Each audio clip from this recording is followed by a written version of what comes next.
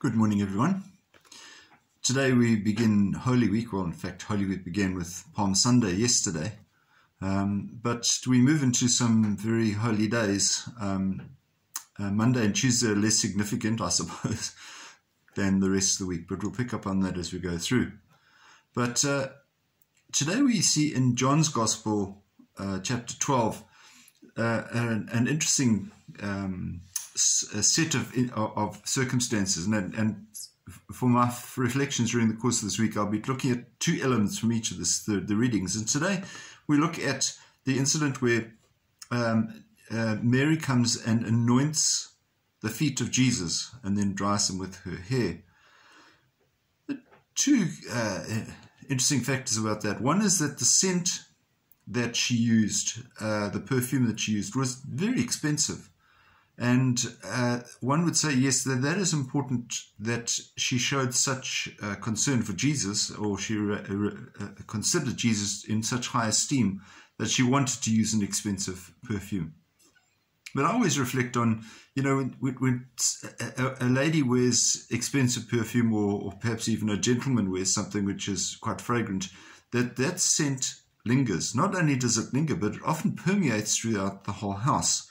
So you get that wonderful smell drifting through, which gives you an indication, even if you're not in the presence of that person, you know that they are there.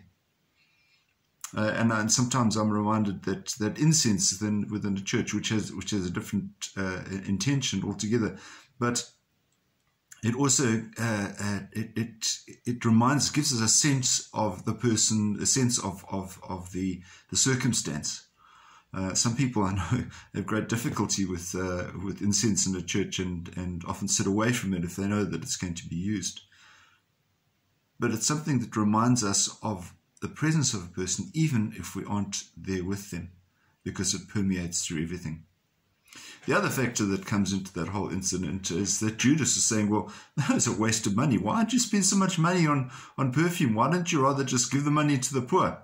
And I think sometimes the Catholic Church is accused often of doing a similar thing. When they look at all the wealth and the magnificence of some of our basilicas and churches throughout the world, people say, well, why don't you sell them?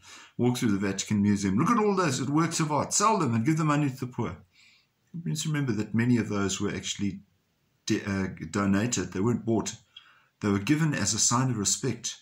And that they see that the element that we are celebrating isn't held in such high esteem.